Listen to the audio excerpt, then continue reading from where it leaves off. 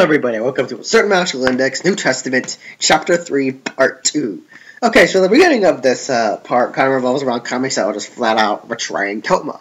And, no surprise. I mean, he betrays him, no surprise there, right? Yeah, just kind of calls him off his girls, in which we see how well Kamichi can pick names for different girls. Like, seriously. Like, when he says it, and then, like, Elaine, Ellen, but whoever else, there were so many names. But it's like I really felt like Kamichi was just looking up basic English names for him to type.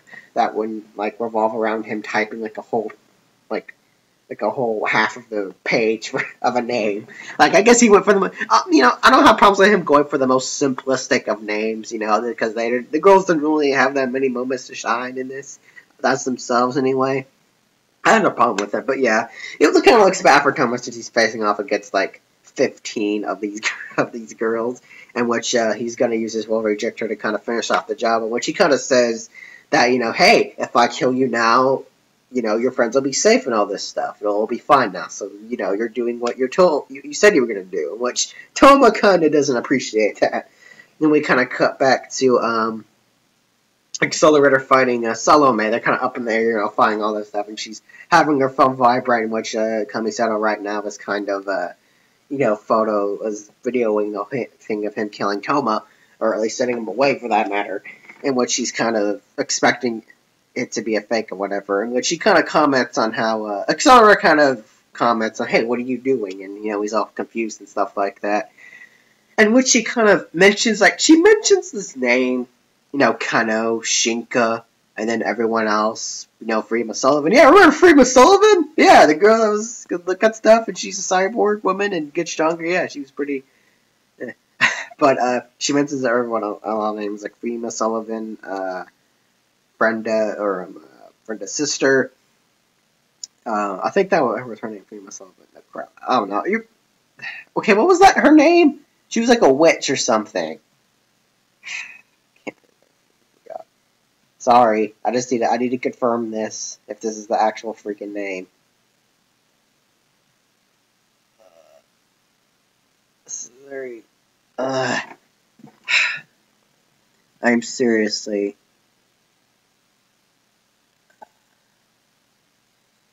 Fraulein Kruchin, okay, that was her name. Okay, yeah, fair, remember her, yeah. But she says Kano Shinka, which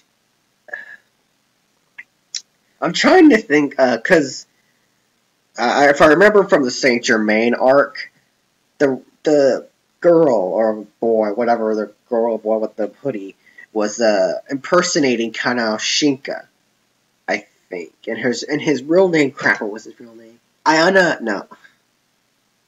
Was it Aihanna? I don't know. I forget. But, crap, I forget which name he was impersonating. Aihanna Estu? Was it that? Was that his real name, or was it Kano Shinka? Crap. I think that was his real name, but whatever. She kind of says it first, which was kind of weird.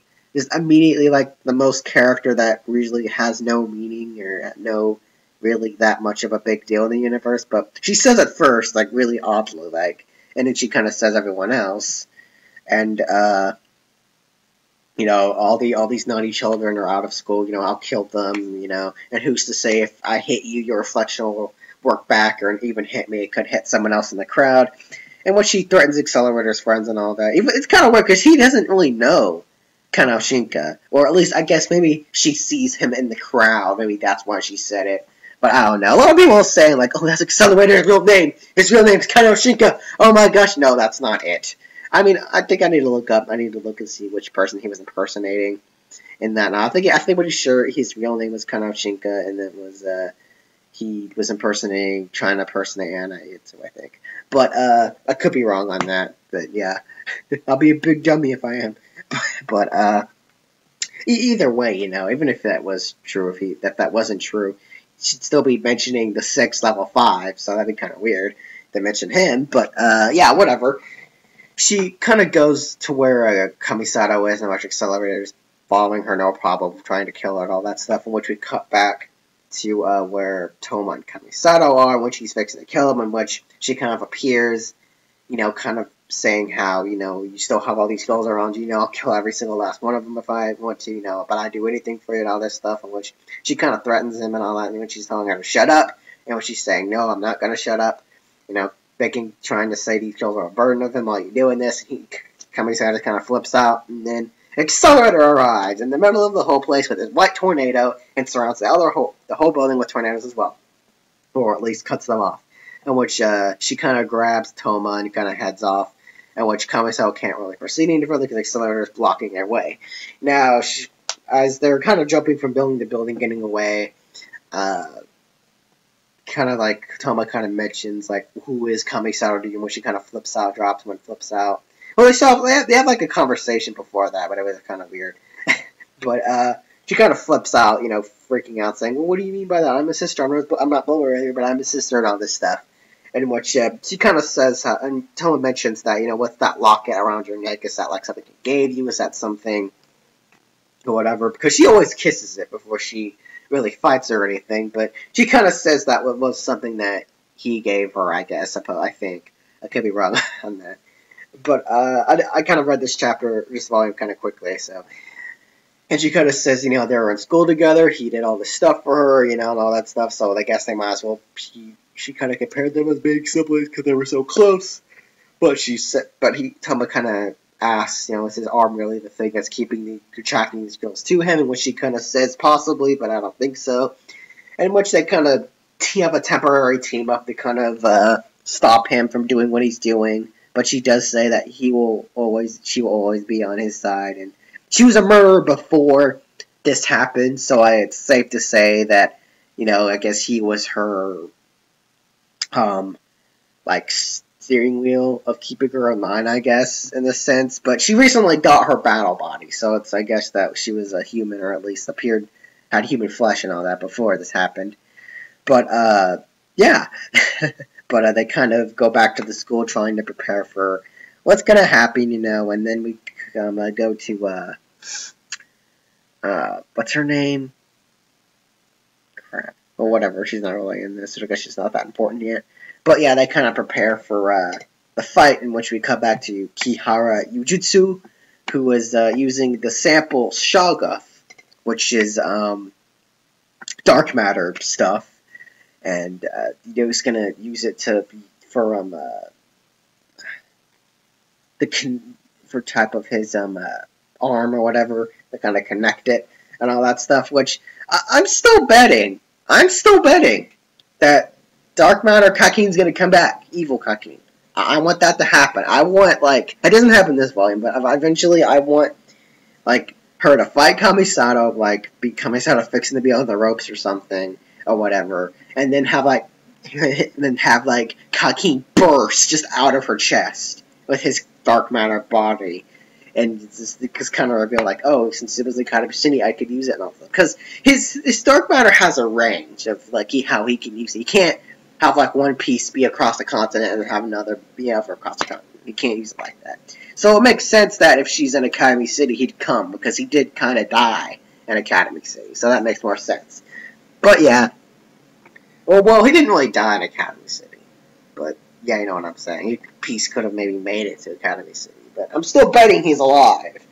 I'm gonna do a freaking dance when he just pops out all of a sudden, or at least something gets mentioned of him and all that. But yeah, a lot of weird stuff happened in this chapter where, like, she kind of just suddenly mentioned Kano Shinka. You know, I'm gonna look that up real quick. I'm on the freaking site, might as well, right? Let's see if I can't go to, like, the end of this, of volume 12. It was volume 12, not volume 11. Let me see here. Yeah, I have, like, 5 minutes. I can totally do this.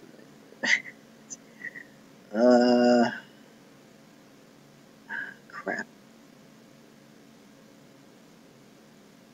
Okay, yeah. So, yeah, Aihanna Estu, he was Academy City level 6. Okay, yeah. So, yeah, his real name was Kanoshige, so I guess she saw him, or at least knew of him. He was not really a member of Kamajo faction, I guess, but yeah. So, I guess she's just using his name as sort of like a threat, but it was kind of weird that she just spoke that all of a sudden, because there were a lot of theories out. Some theories out there say, oh, Kanoshika's accelerator's real name, which I thought was kind of dumb to really say, because, you know, it was kind of confirmed that Kanoshika was Kanoshinka in Volume 12. But, you know, I mean, he's impersonated a person, so might as well impersonate another, right? But, yeah. So, I thought this chapter really was kind of lackluster. This part, anyway, because it really did feel like, oh, we're going to have an awesome Toma and Accelerator team up against Kamisato and Salome. That would have been pretty epic, but I guess this is pretty cool too. Kind of get them a little more insight on Kamisato and Salome's life being as like students together at school, and he was kind of like her guide to murdering a bunch of people. So yeah, it was nice knowing their backstory, I guess, a little bit. But yeah, I really wish that fight happened. Just Toma and Accelerator just fighting World Ejector and Salome, which is kind of weird how, like, he kind of appears. Like, we don't really know what happened to Accelerator, really. Like, did Kamisato, like, escape during the windstorm or whatever? Did he see, because Accelerator couldn't have just saw him and think, oh, they're just normal people. He would have thought, oh, hey, they might be connected to the Salome girl I fought or something. So, yeah, I mean, I don't think he's in World Rejector got sucked in, because, you know, we would have seen that if that actually happened. But, yeah, maybe Kenichi has plans for him since he got mentioned in there, got a little action in this, or maybe nothing at all, he just wanted to throw him in there for something. But, yeah, I hope you guys enjoyed this chapter. Chapter 4 is next. And the fight scene was kind of cool. I enjoyed this kind of sort of scuffle they had. You know, could have been a little better if he teamed up with Toma and had a pretty cool fight. But yeah, I mean, can't have everything, right? Yeah. But this was kind of cool too in their backstory, I guess. But yeah, I'll see you guys next video. Catch you later.